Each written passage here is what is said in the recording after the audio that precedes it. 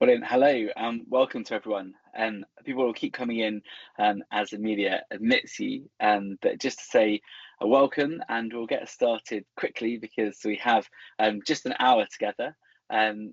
Welcome to this ETC, the Education and Training for the Climate Hub here at Oxford. The idea of the ETC Hub is to facilitate interdisciplinary conversations about education and training for the climate, really broadly conceived. And so colleagues who have been involved in other webinars and other seminars that we've put on obviously experienced lots of conversation across different phases of education. And today I'm really delighted that we have been joined by two fantastic colleagues who I'm going to briefly introduce, and then will themselves introduce a little further. We only have an hour, and I could easily spend an hour on both of them and their achievements and publications and so on. Really, we're thinking about this whole field of professional education, and so in two quite different contexts, looking at the ways in which these things have been developed. To begin with, we're going to start with Professor Mette Morsing, who's Director of the Smith School of Enterprise and the Environment here at Oxford, sharing her thoughts on the role of businesses in responding to climate change, including previous work developing the United Nations Principles for Responsible Management and Education. And then Professor Evan Thomas, who's Director of the Mortenson Center in Global Engineering and Resilience at the University of Colorado Boulder.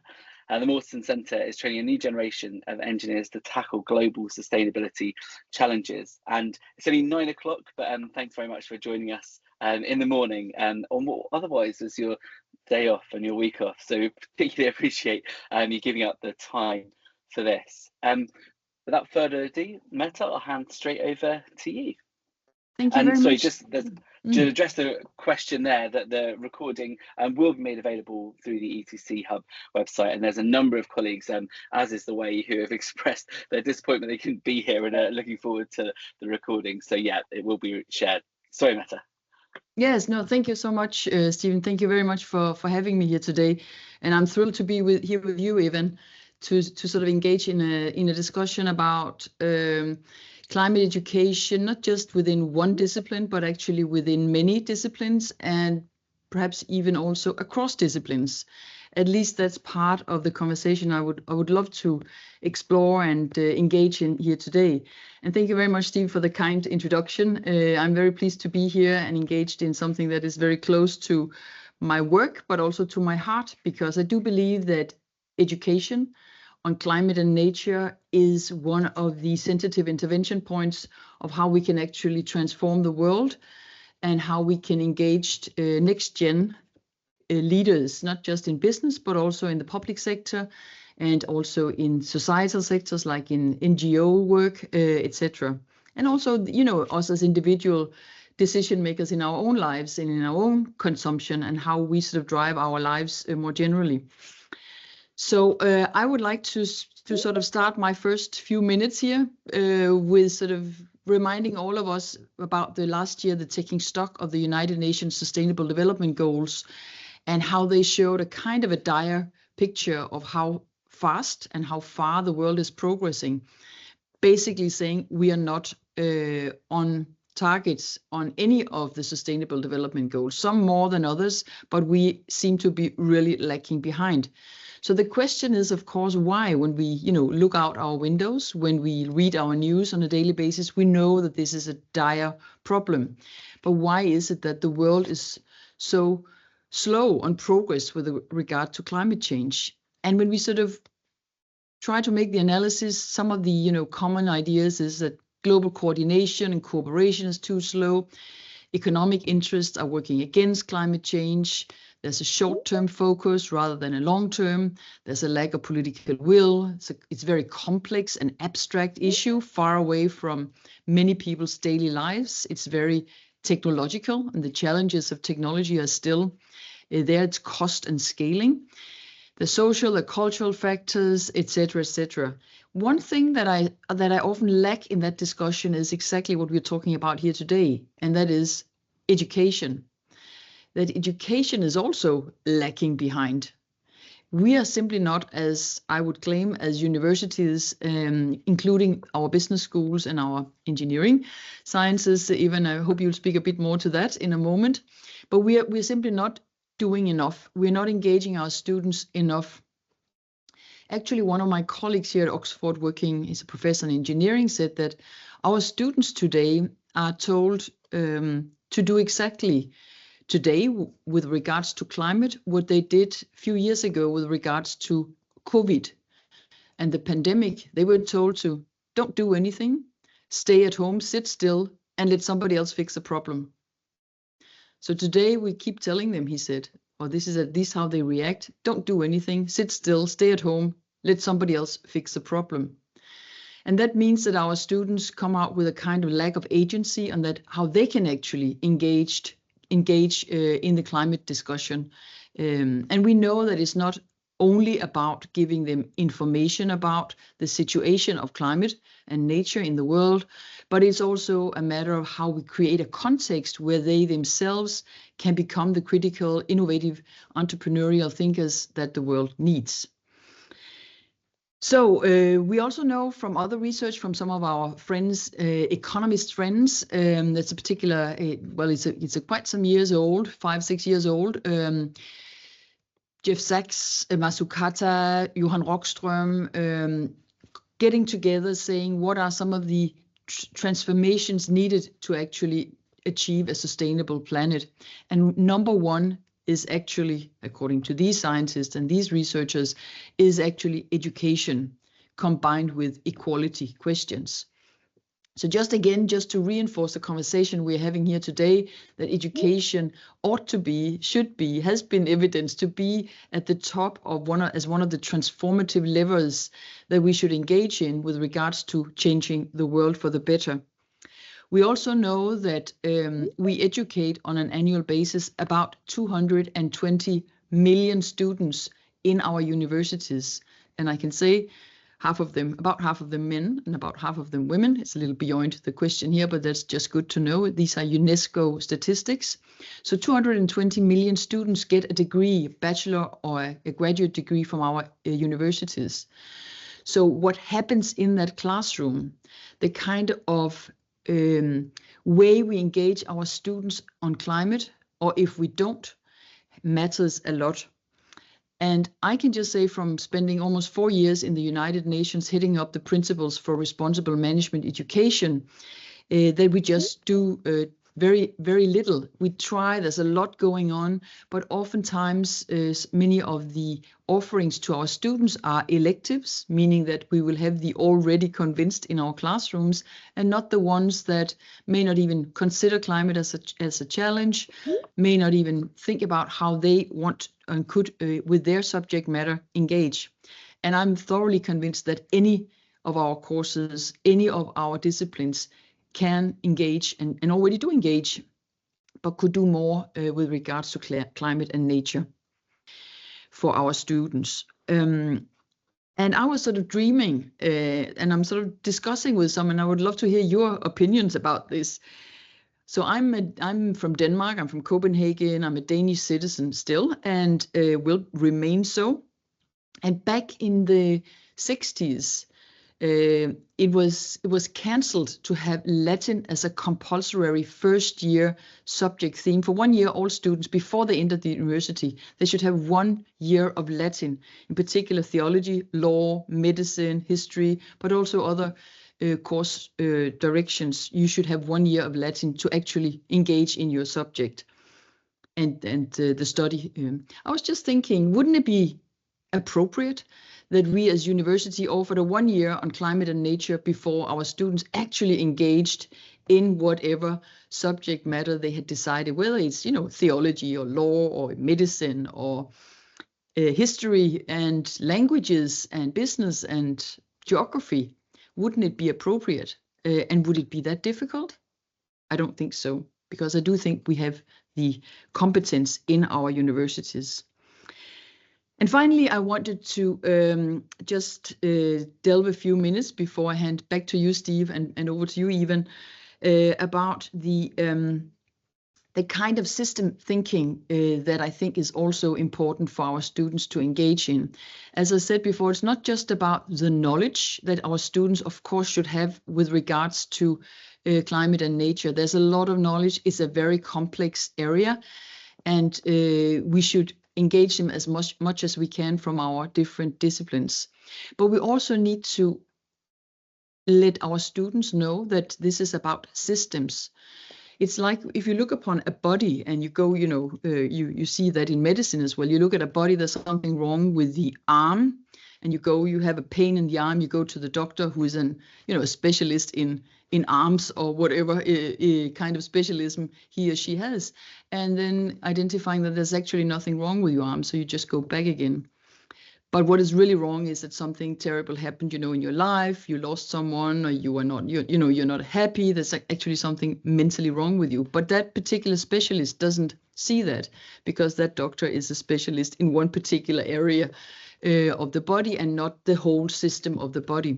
So I think we have sort of separated the planetary body, if you like, into many disciplines. And I do think that we can reintegrate the climate dimension of the planet in the way we engage our students as system thinkers. Of course, they should be specialists in their own subject matter, but engaging them in seeing biology is not just about, the technical, scientific areas of biology. Biology and for example, clean water is not just clean water. It is also a matter of a political decision on when is it clean enough. It's also a matter of economics. When can you afford what kind of clean water, and how is it actually transported to you, etc., etc. Two, I think that is about skill set development, and that has very much to do with the agency. That has to do with educating curious learners. We are on a journey when we are in primary, secondary, but definitely also at the university. We should have curious learners, because when they leave our institutions, they should keep on learning.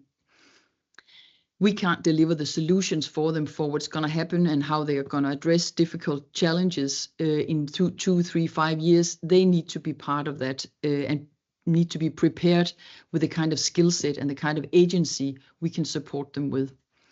3, I think that we need to think about the kind of relevance, and us as universities, if we want to remain relevant in the future, we need to have our students to think about how they are also planet and social influencers, if you like, in whatever role they're going to take into practical reality in the kind of jobs and the kind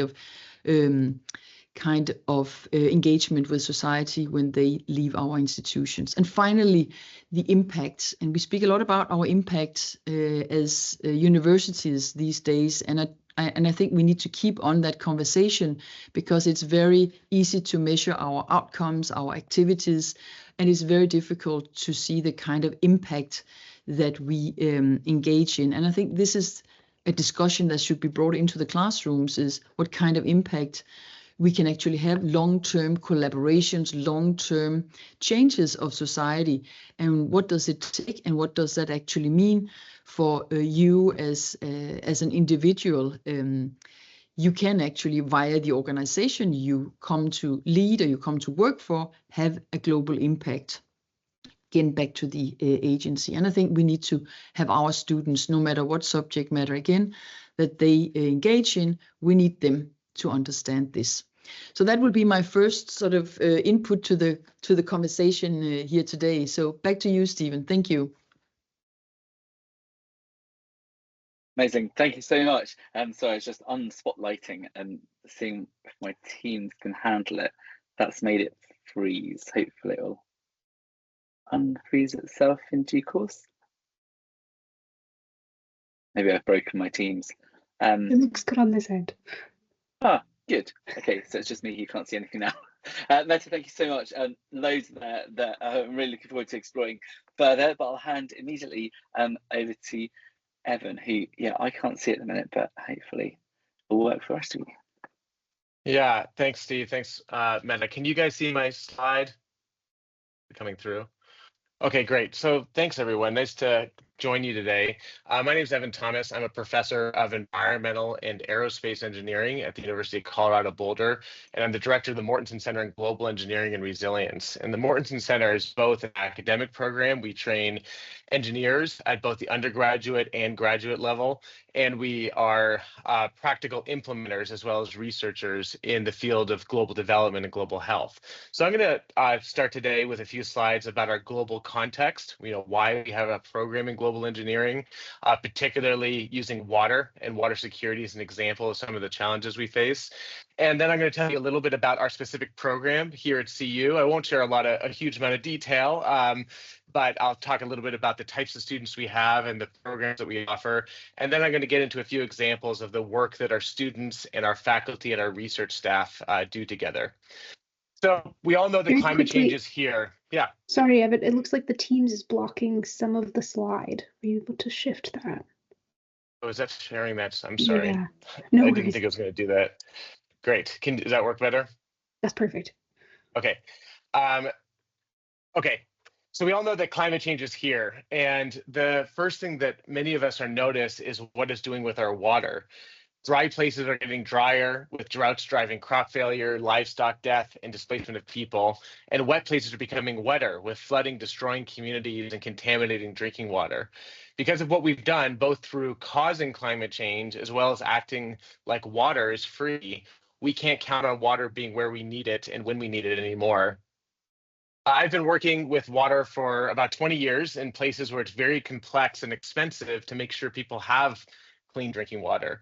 My early career was as an aerospace engineer at NASA in Houston, where I designed drinking water systems for astronauts in space. And this is a picture from what NASA calls the Weightless Wonder. It's an airplane that flies parabolas, so we fly straight up and down. I don't work there anymore, so I can call it by its real name, which is the Vomit Comet. And this is where we test technologies in microgravity before we actually send them up into space. Astronauts on the space station need the same things we do: shelter, food, air, and of course, clean water. But water is incompressible. You can't pack it down like you can air into a scuba tank. It costs about $20,000 per liter of water we send to the space station. So instead, we recycle it. Every day, we take the respiration, the perspiration, and of course, the urination of every astronaut on the space station and recycle it back into drinking water. So today's delicious cup of coffee that you're enjoying was also your buddy's delicious cup of coffee yesterday. This is cheaper than setting up fresh water, but if you add up all the engineering, it still costs thousands of dollars for every drink of water on the space station. Back here on Earth, we also value water. We need it for our food, our forests, our animals, for our snow and rivers, but we don't pay for what it's worth. We instead act like it's free until it's not there anymore. In Boulder, Colorado, where I live, and throughout the American West here, we're entering the third decade of a mega drought, the first in over 1,500 years. The Colorado River, which you see here behind the Hoover Dam, is a lifeblood for over 40 million people in North America, and it's now in danger of running dry. Meanwhile, in places like East Africa, and particularly the Horn of Africa, another 40 million people are facing the risk of famine because what is now the 6th consecutive season of drought. And even in places where there's plenty of water, it's often dirty. Diarrhea caused by dirty drinking water kills over 500,000 children under the age of 5 every year. And that's probably a pretty significant underestimate. This is a picture from Rwanda, a country I've been working in for over 20 years with a group of talented Rwandan and international professionals on exactly these challenges of water and climate. In Rwanda, this is a country where there can be too much water, and the water's often dirty. Unsafe drinking water is still the leading cause of illness and death among school-age children in Rwanda. So let's take another look at planet Earth here. I'm sure most of you have seen this picture before. This is the Earth as seen from space at night. And what jumps out at you, of course, are the lights and all the electricity used. You might think this is showing you where people live, but it's really showing you where rich people live. Over 3 billion people, nearly half the world's population, use firewood every day for cooking, lighting, and staying warm. This is where those folks live. And these are also the people facing the earliest negative effects of climate change on their water. So we dig into this just a bit more. There's also a direct link between wealth, health, and our use of energy that is causing emissions and causing climate change. Here's who's using energy today and producing emissions. And here's who's still sick from dirty water. It's basically the inverse map. And climate change is making these problems worse. It's a very regressive effect of capitalism. So here in the Mortenson Center, we train our students to tackle some of these challenges as engineers, but also in a very multidisciplinary engagement where they learn exposure to global health, development economics, humanitarian relief. We focus on 3 pillars of global development, including food, where 2.5 billion people face food insecurity and 40% of global soils are degraded. Water, over 4.5 billion people on planet Earth still drink E. coli fecal contamination in their drinking water. And infrastructure, half the world's population faces rural isolation. Our education program has both an undergraduate component, which I won't spend much time on today, but we expose undergraduate students starting with a residential program in their first year all the way through a global engineering minor and a sustainability minor. The University of Colorado also founded Engineers Without Borders USA, so we have a lot of students that get engaged in practical project experiential learning during their undergraduate years.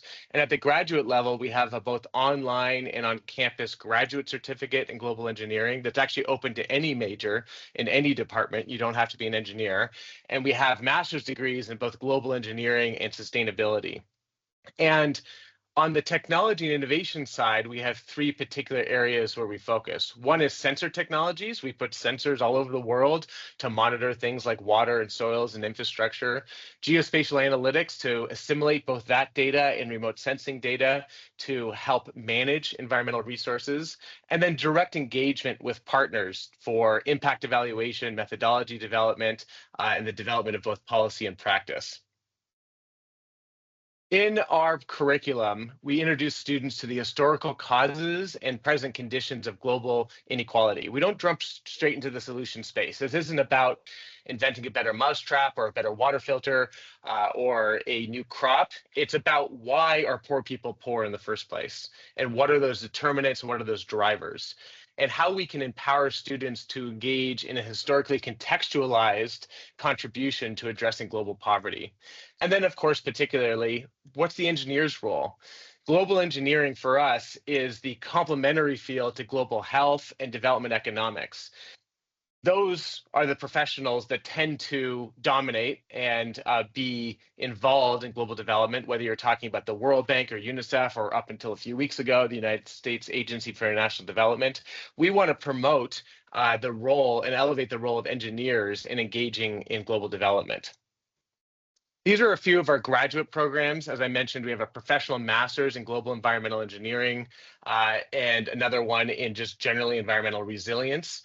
We have a on-campus, graduate certificate in global engineering, and then we're particularly proud of our online graduate certificate in global engineering. This is a program we launched a couple of years ago that's deliberately and very thoughtfully focused and targeted towards working professionals that live in low and middle income countries. So these are professionals from the context that is the subject of a lot of global development that are working professionally in this space already. And these are middle-class professionals. These aren't the people that can fly to America for 3 years to earn a master's degree. So we try to lower that entry barrier to recruit students from all over the world. And in the past 3 years, we've had students from Armenia, Turkey, Nepal, 5 different countries in Africa, engaging with us online and synchronously in the classroom with our students that are with us here in Boulder. And our capstone is our practicum program, where typically for 3 to 6 months, every graduate student ends their program with us embedded in a development agency. This has included over 40 countries around the world almost every year, and 7 American states. We still have water and food insecurity here in the United States, and it is a growing challenge for Native American and Alaska Native communities. And then we have students placed all over the world with a variety of different funding agencies.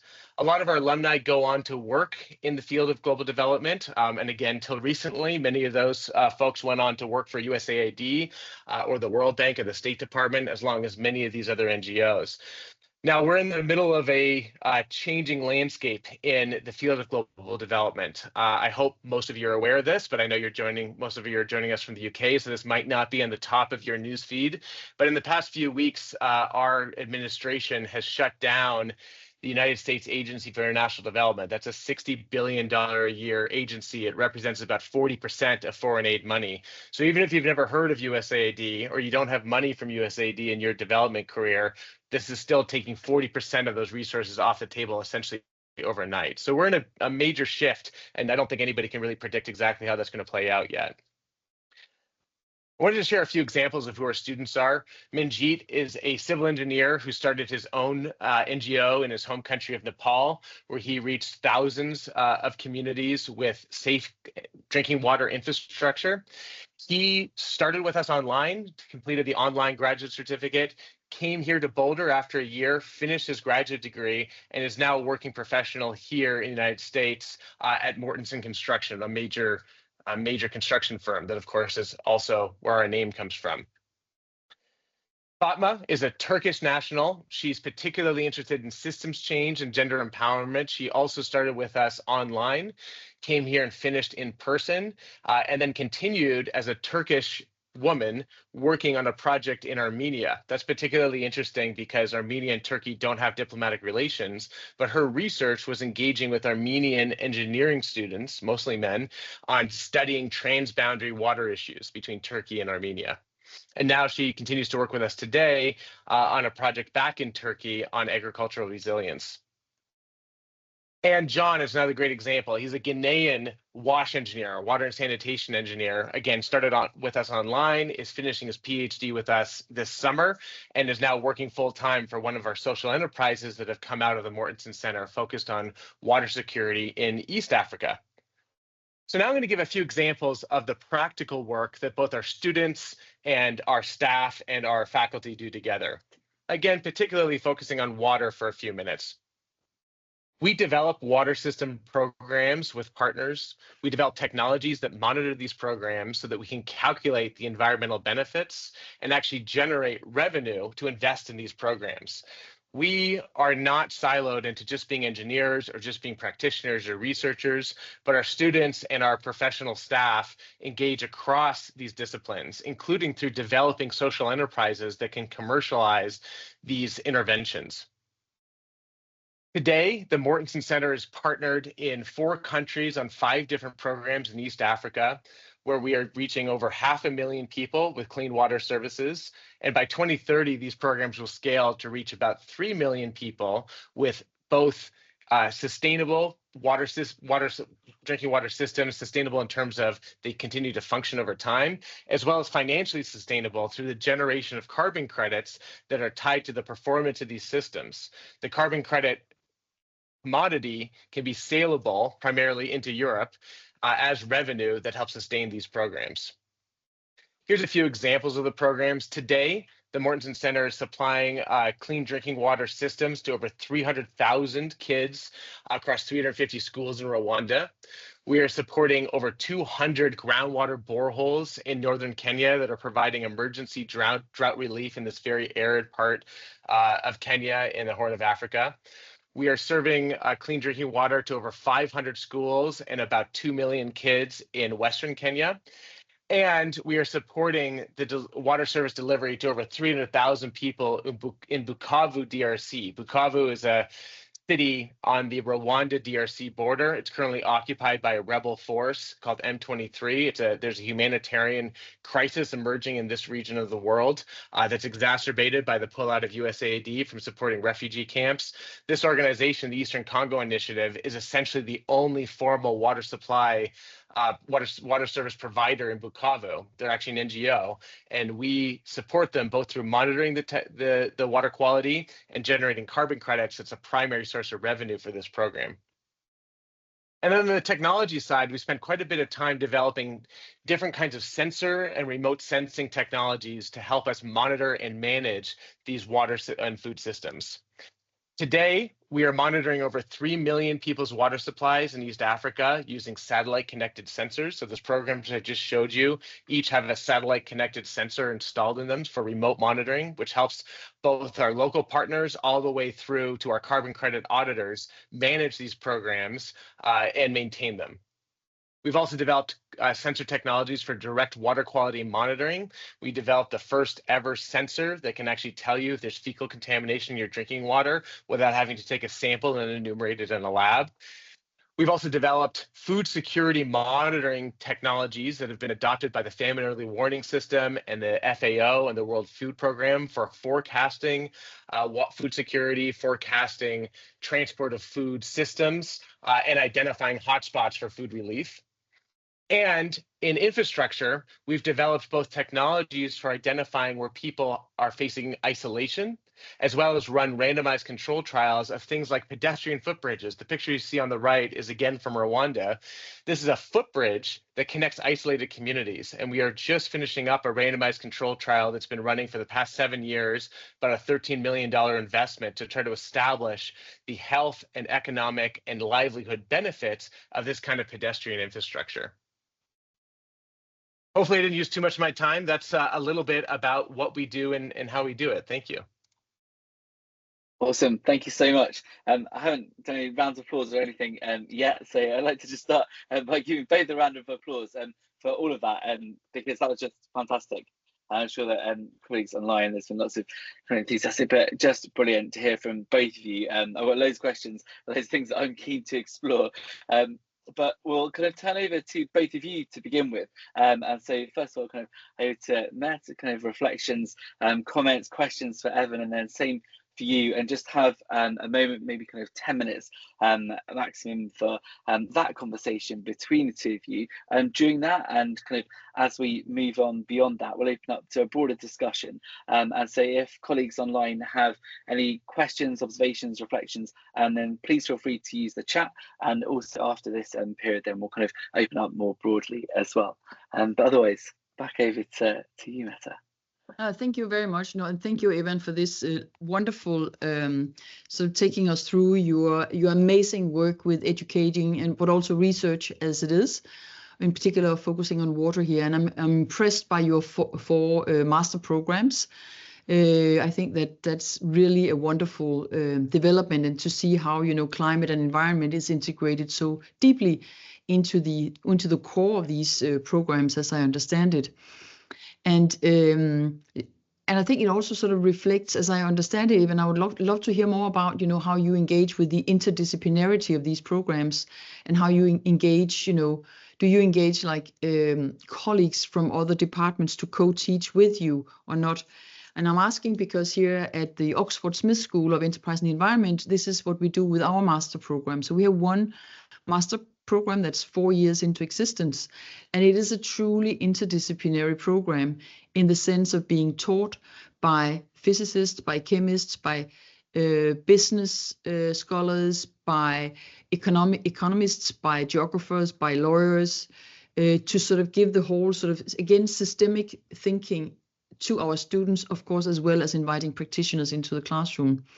It is the most competitive master program across the whole University of Oxford to get into. So we have more than 700 students from all over the world, and I have 30 seats. So you can imagine how it sort of is painful every year to say, yes, you're brilliant, young person, but 670 declines to students, but just to say that there is a big demand, and I'm sure even you experience that as well. On top of that, and I would love to hear what you're doing even on this as well, because I think this is something that can really drive another kind of impact from us as universities. It is not a resource, it's not an income at all. It's more like the kind of impact we feel responsible to actually engage in. So last year we had about 6,000 youth from all over the world. And I think actually it's about 40% of them from the African continent, being offered a for free 3 months online class on climate change. So these youth are young people who want to change the world, but they cannot afford to go to, or they do not have the possibility to be offered a climate change course on how do we actually do this. So one of my colleagues has developed this, and she's going to do this again this year, to invite global youth to engage and have this for free sort of delivered. And I think that's a really, really interesting and wonderful relevance for our universities to deliver this kind of for free service for the world based on the knowledge that we have been privileged to have with us. So I think these are my two sort of reflections, Evan, sort of, how do you handle the interdisciplinarity, and what about that other responsibility that's youth out there, that's not our own youth? And then, of course, I love to see the Life Straw by Vestergaard Fransen, which is a Danish company. Over to you, Evan. Thanks, Mette. And I had actually meant to mention this earlier, but I got in a bit of a roll on my slides.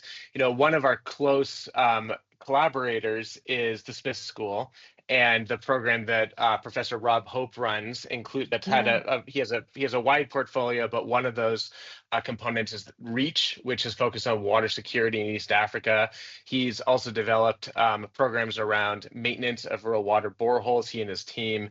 So we've had quite a bit of overlap together, and between the Mortenson Center and the Smith School, we were a significant part of a major USAID program a few years ago around sustainable wash systems.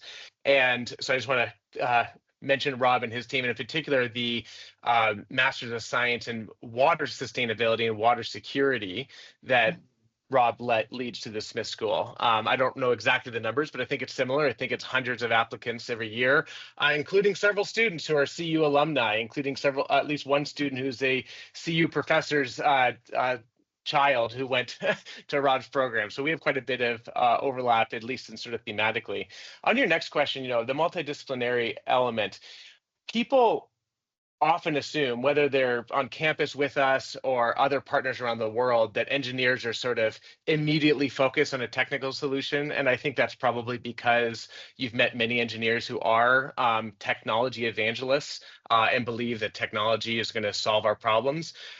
These are not our students. These are not the students that are interested in our program. These are not the students who we recruit, nor is it how we teach our students. Of course, they like technology.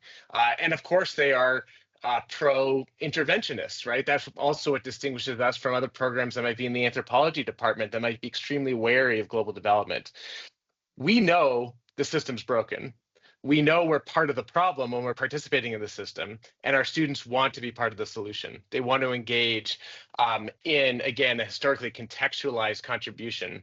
And so most of our program spends time on non-technical skills, or even when we are talking about technical skills, non-engineering skills. So that might be a history of colonialism and development, history of poverty. All of our students read a book by Jason Hickel called The Divide. I highly recommend it to everyone. Our undergraduates and our graduate students read it. And then, Mette, to your question, they take classes in global health for engineers. I actually teach that. I have a master's in public health, and we've been working in this space for a long time. They take classes in development economics for engineers taught by retired World Bank economists. They teach, they receive courses in humanitarian engineering. They can also take classes in anthropology or geospatial analytics. And so it's a little bit of a hodgepodge between breadth that goes way outside the engineering college and then depth and specific skills that are actually not otherwise taught. So for example, most engineering students don't receive coursework in geospatial analytics. Oddly enough, that's taught elsewhere on campus. But we dive into that, or epidemiology or biostatistics. Those are not normally the classes that engineers take. So even the technical skills they're learning are not even necessarily conventionally engineering classes. And then, yes, of course, we have kind of a broad participation from other faculty. And then I just want to briefly also mention that our students don't necessarily come with engineering backgrounds. At our master's level, an undergraduate engineering is not a prerequisite. That requires a little bit more curating on our part. I'm sure similar to how you are trying to identify the students you're recruiting. But we want students who want to do this work and want to be engineers. We don't necessarily require that they are already engineers.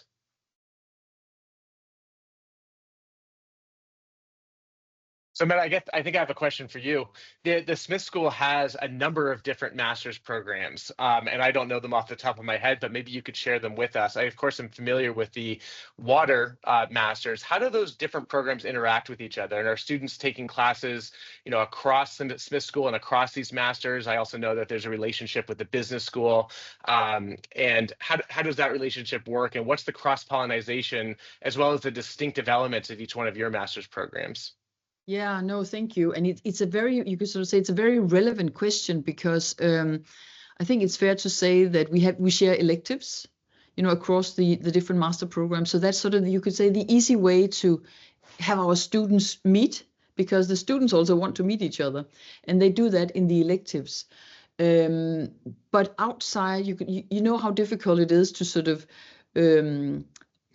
for example, when we go to a different institution, for example, we go to the business school, or we go to the engineering school, or we go to the physics school, then we have different kinds of ways of measuring, how much does it take to make a new course, how are our students graded, what counts, what doesn't count, etc. So suddenly the sort of discussion becomes very technical and often very complicated.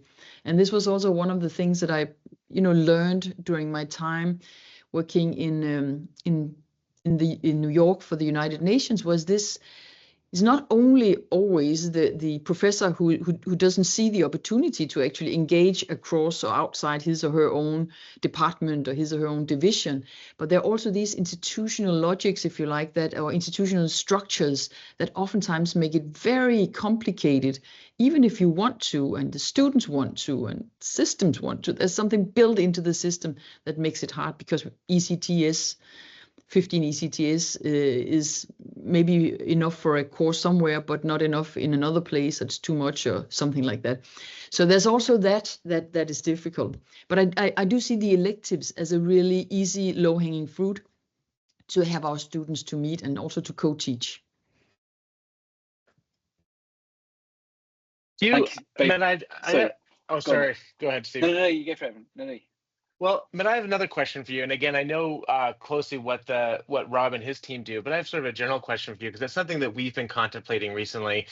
If you indulge me for just a second on the background of the question, as I mentioned, USAID has been shut down. It's been completely obliterated. This is consequential. By their own estimations, hundreds of thousands of people will die as a result of this over the next couple of years. It could be significantly more than that. This is not a trivial thing, and it's not yet time to say, "Hey, brave new world, let's build the future." It's a little bit premature because we're still dealing with the crisis. One thing that came out of that has been already a separation of the research agenda from the implementation agenda, because you also see in the United States, the CDC has been undermined, the National Institutes of Health has been undermined. So there's already, just in the past few weeks, diminished capacity around research. In fact, randomized control trials with human subjects have been abandoned around the world. Again, this is serious stuff. But it is raising an early question for us about the research agenda at universities and how we train graduate students, especially at the PhD level, and how university faculty are incentivized versus practical solutions. And we are very practice-oriented program. So we publish probably a little bit less in a little bit less high-impact journals. We're very proud of our portfolio, but we're more oriented around implementation. And that comes at the expense of some of the incentive models inside the university, both for our students and for our faculty. Could you comment on that a bit within the Smith School, and how you guys balance sort of practical solutioneering against, the structures of the university? Yeah, no, it's a very good comment. It's a very good challenge to talk about, and I'd love to hear some people here in the audience as well on this good challenge you're putting out there. But first of all, I'm sitting here, I'm waiting for the best talent from the United States to come to Europe very soon and work with us as researchers, because we still do provide opportunities, and we see what's happening. And I think that it's fair to say we hope that there will still be a lot of support for the kind of research we're still doing here in Europe. We certainly read the newspapers and understand what is going on in the US even, and we feel with you. But I think it's also fair to say that the sort of the impact that you have been talking about and the engagement with practice is very much what the Smith School researchers are oriented towards and are driven by. And I have to say that's part of why I really love my current position, because it is that every researcher who comes to the Smith School wants to, like Professor Rob Hope, whom you know, wants to change the world, wants to engage in that transformation. And that is not necessarily what everyone at a university does. Not all researchers do. And I, to be honest, I also do think we should have researchers who do research for the sake of research. I really appreciate that as well. And that is also very much that academic freedom is very central for the whole spirit at University of Oxford. But when that is said, I do think that every university should have something that you have described here, which is very I'm not sure if you call it solution oriented, but then again, I think you did. That impact, that as a driving force, I think that is very much, or I know that's very much what the Smith School here at Oxford, that's very much the driver for the researchers and also for the success in our master program, why students come to us. So there is a huge sort of hunger, if you like, a thirst for this kind of engaging in society and having a meaningful job.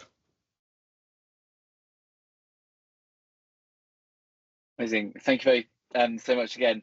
There's one question in the Q&A, and we'll kind of open up at this point to kind of broader reflections and comments, questions from colleagues who are joining online. But I wonder if I can kind of like abuse the chair's privilege by just kind of asking you both a question that really, that point that you made, Evan, about the students not being required to have engineering degrees and to then move on to the master program, I thought it was really interesting, and so many different things that both of you were saying. Mette, when you're talking about this brilliant illustration of the kind of planetary body and its separation into these different disciplines and these calls for kind of this broader education, ideas of kind of systems thinkers and ideas of the ways in which you might be thinking across lots of different disciplines. And I just wondered if I could kind of pick both of your brains for a moment on a kind of lower down the educational kind of phases question.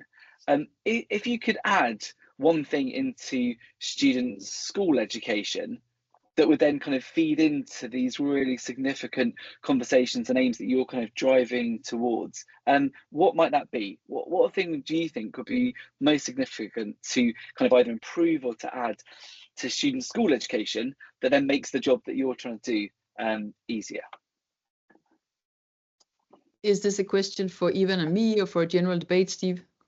So it's a question for both of you. And whilst I do that, if anyone has any questions, either use the Q&A, use the chat, and so on. But yeah, for both of you to go, please. So I'll give it a quick sort of many things we should do better. But one thing that I would put a spot on here was an appreciation for nature.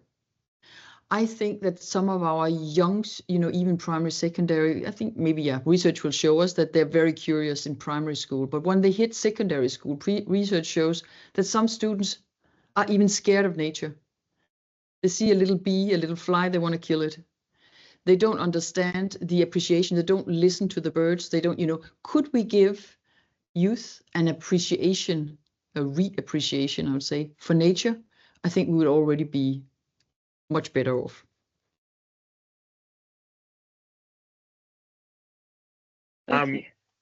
Yeah, so I think it's a great question. It's one that we thought about a lot too, is, what's that missing must have?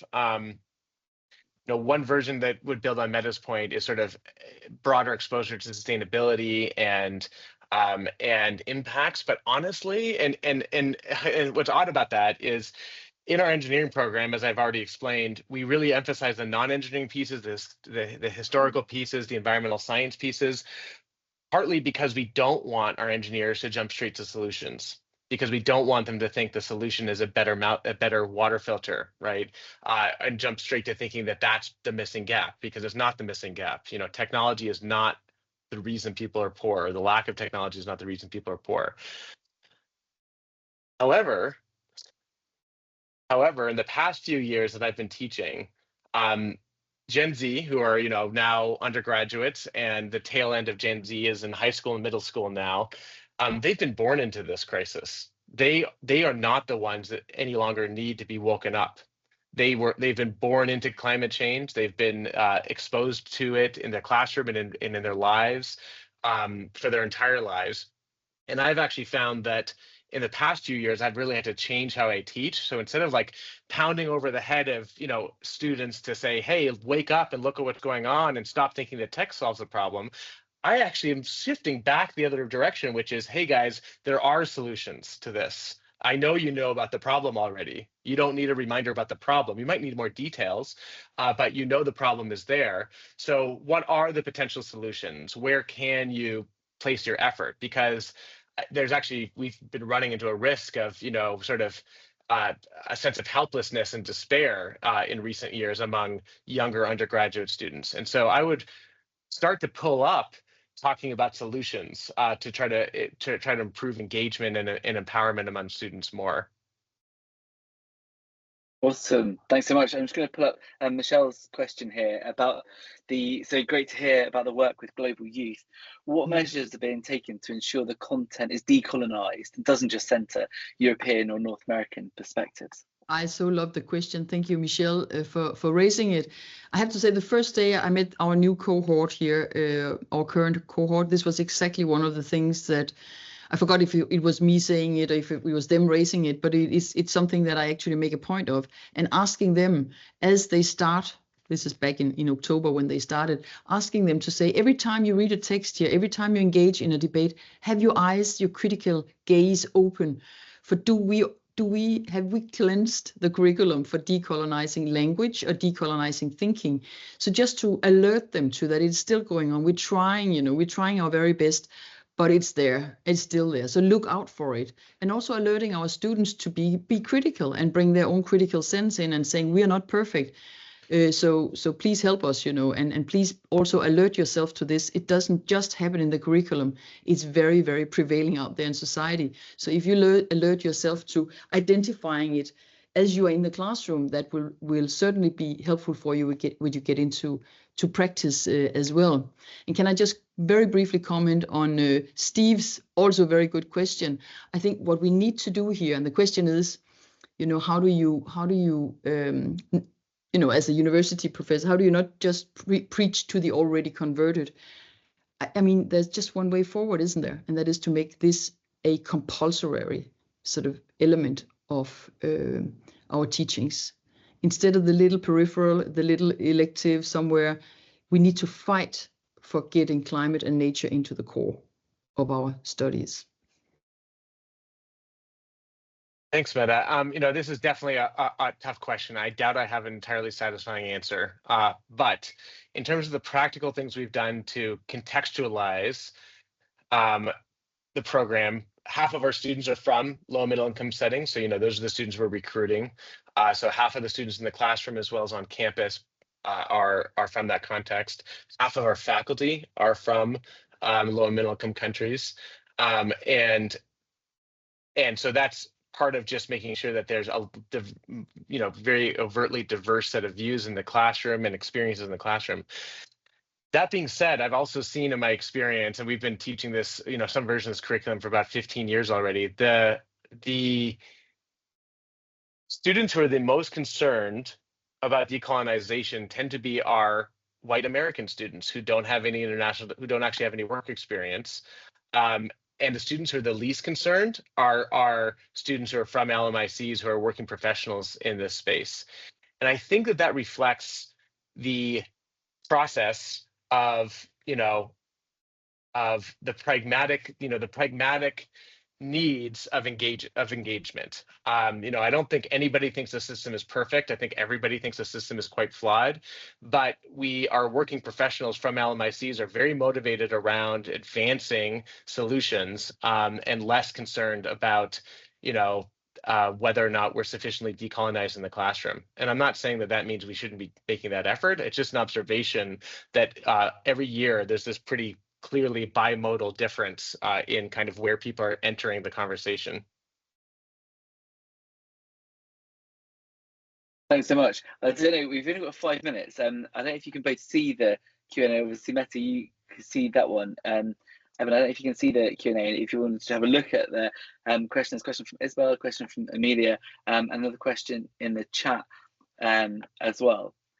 And maybe have a quick look over those 3 questions, or I can read them, and then maybe there's a couple of minutes for both of you to kind of respond to the 3 questions and any kind of final thoughts as well. I don't see Isabel's question, so I might be missing something. So Isabel's question is, my research focuses on education for agroecology, both a set of techniques for sustainable farming and a broader social movement fighting for land justice, food justice, etc. And grassroots agroecology education projects have done more to foreground political training than agroecology courses. How do you seek to address political training or skills in your courses or classes? What are the barriers or challenges to trying to bring this kind of political training dimension to the programs? So yeah, it's a very good question. So my quick sort of response would be, again, this is sort of drawing on the Oxford spirit, the Oxford debate. So having students, take a position, same question, say, this house thinks that the climate challenge or the climate crisis can only be solved via litigation, for example. So now you argue pro or you argue against. And students will have to take the position whether they like it or not. But of course, this is a training for them. So I think that kind of the spirit of the Oxford debate, anyone could do that, of course. And the students need to prepare. They need to have, they need to have political knowledge. They need to have technical knowledge. They need to be driving on emotional, space also. And what we've done is we've asked, the classroom to vote before. What do you think? Is litigation the only way to, drive climate change in the right direction? Yes or no? And then after the debate, you see if you have actually managed to change the room. Yeah, Isabel, this is a great question. And I think we have a, sort of more like pragmatic approach than theory. I'm not a political scientist. We actually don't have political scientists teaching classes. That might be a gap for us. So it's really through examples of actual programming. So in all of our classes, we're talking about the programs and projects that our faculty and our staff are directly engaged in, so that I can teach them what's really behind the scenes, right? So not theoretically like how to talk to a Ministry of Health, but here's what actually happened when we spent 10 years talking to the Ministry of Health. Here's the person who wanted something that we weren't willing to offer. Here's the competition we were experiencing with another NGO. Here's how I had access to a minister that your average person in Kenya or Rwanda did not have access to, and how unfair is that, and how unrepresentative is that? What are the compromises between what donors want and what communities might want and what governments might want, and how none of it fits into a theory very effectively, right? It's very, very, very messy, and there's a lot of compromises. So that's how we teach it, perhaps like engineers would, trial and error. And then Isabel, the other thing, and this might be my last comment, is we're in a very strange political environment in the United States right now. I'm not completely sure how much you guys are seeing this in your news feeds, but everything related to diversity, equity, inclusion, and justice, which has been a very strong focus for 5 to 10 years in academia as well as in global development. Those kind of overlapping evolution has been stripped. The University of Colorado has shut down their DEI office, and so has every other university. So has most NGOs. That language is being stripped. We lost about $19 million of funding last month. Half of that being USAID because it was just shut down entirely. The other half because the word equitable was in a solicitation title of one of our grants. I'm not going to name it just in case AI picks up on this transcript. But we're living in an environment where there's been a backlash against sort of norms that had been emerging around how to talk about things. Frankly, I personally think some of that had gone too far because there was a thought police in that space as well. But now there's another thought police on the other side of the spectrum, and we're going to have to navigate that politically. Thank you. Mette, do you have any closing comments that you'd also like to make as we draw things? But no, yeah, such a brutal example of listeners. Thank you, Stephen, and thank you, Evan. I really appreciate to be part of this conversation, and I also really enjoyed listening to your practical examples, also the last ones, and what's going on the DEI and, of course, on the climate agenda. We take this very seriously and discuss that with our researchers. How do we navigate this space that is happening right now? And again, as a university, we have a responsibility to do research in truth. And that's what we deliver, and we will continue to do that because that's what we're here for, and that's what we're excited about, and that's what the world needs. Thank you. Thank you, Mette. Thanks, everybody. And I'd be happy to connect with anybody who is interested in collaborating in the future. I'll put my email in the chat. Awesome. Thanks so much. And Evan will also be in person in Oxford in September, and we're hoping to facilitate something in person, so it'd be great to kind of connect there as well. But again, thanks so much, Mette, thanks so much, Evan, and really appreciate your time. It was brilliant to hear from all of that, and I'm really sorry to people whose questions haven't got answered, and obviously the conversation can go on for a long time, but thanks so much, everyone, and take care. Thank you.